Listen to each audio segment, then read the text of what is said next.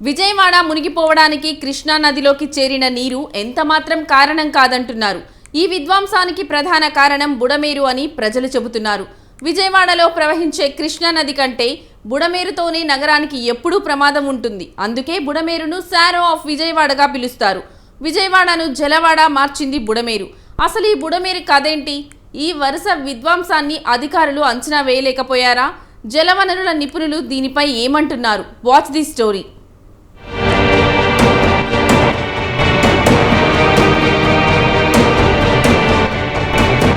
ఖమ్మం, కృష్ణా జిల్లాల సరిహద్దుల్లోని మైలవరం కొండల్లో పుట్టిన ఒక పెద్ద వాగు అరిగిపల్లి, కొండపల్లి అనే రెండు కొండల మధ్య మొదలవుతోంది.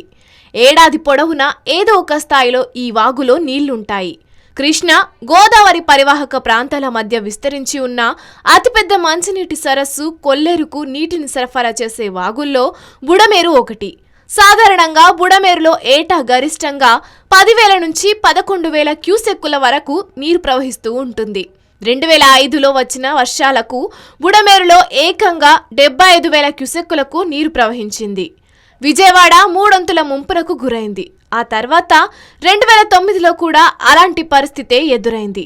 బుడమేరు వాగు ప్రయాణం చాలా మలుపులు, మెలుకలు తిరుగుతూ ఉంటుంది. దానివల్ల ఎక్కువ ప్రవాహం వచ్చినప్పుడు అది గట్టు దాటి చుట్టూ ఉన్న ప్రాంతాల్లోకి వెళ్తుండేది.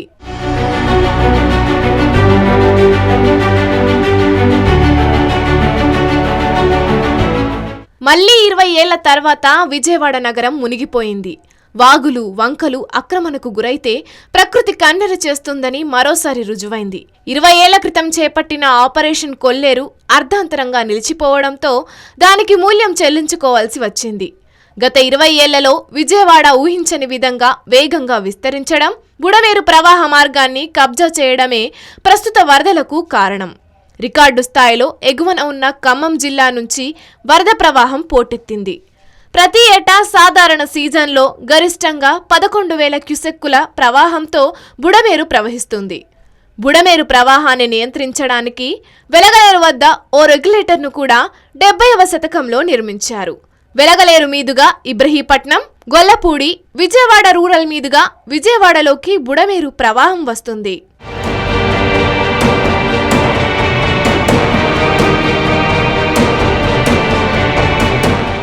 2005లో వచ్చిన వరదలకు కారణాలను వివరిస్తూ రాజకీయ నేతలు ఆందోళన చేపట్టారు.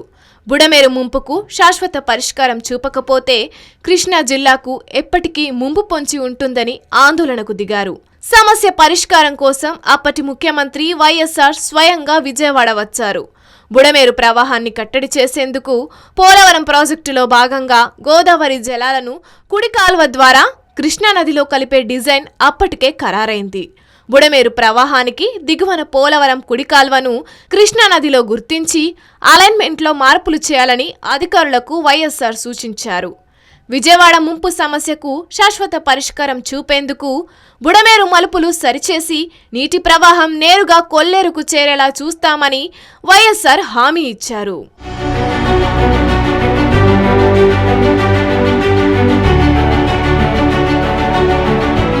పోలవరం కుడి కాల్వ నిర్మాణంలో భాగంగా 2007-2008 నాటికి బుడమేరు దిగువ ప్రవాహాన్ని కుడి కాల్వలోకి మళ్లించారు. కొత్తగా మరో కాల్వను తవ్వకుండా విజయవాడ థర్మల్ పవర్ స్టేషన్ నుంచి వచ్చే జలాలను కృష్ణా నదిలో కలిపే కాల్వలోకి మళ్లించారు.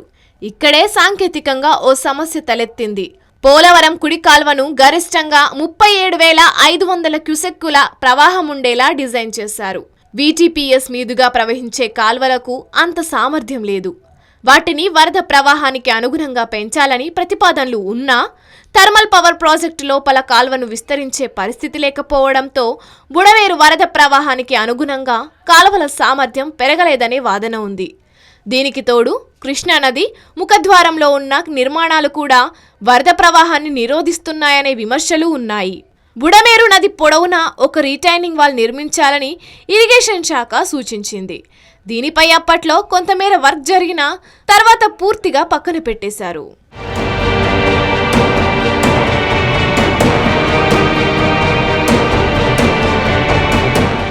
2005 2014లో రాష్ట్ర విభజన తర్వాత ఏకంగా విజయవాడలో కొత్త ప్రాంతాలు ఏర్పడ్డాయి.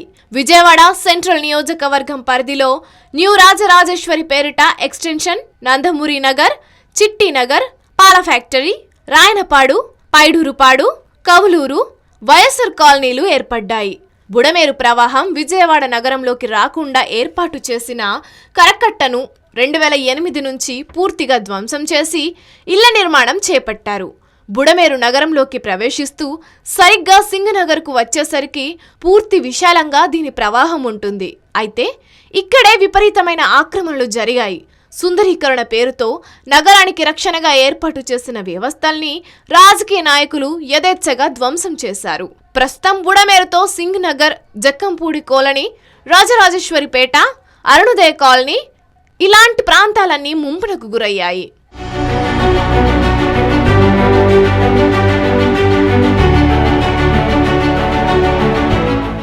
నాలుగైదేళ్ల క్రితం బుడమేరుకు వరదలు వచ్చినా కేవలం పంట పొలాలు మాత్రమే నీట మునిగేవి. ఖమ్మం, ఉమ్మడి కృష్ణా జిల్లాలో ప్రవహించే వర్షపు నీరంతా బుడమేరు ద్వారా 170 కిలోమీటర్లకు పైగా దూరం ప్రయాణించి కొల్లేరును చేరుతుంది.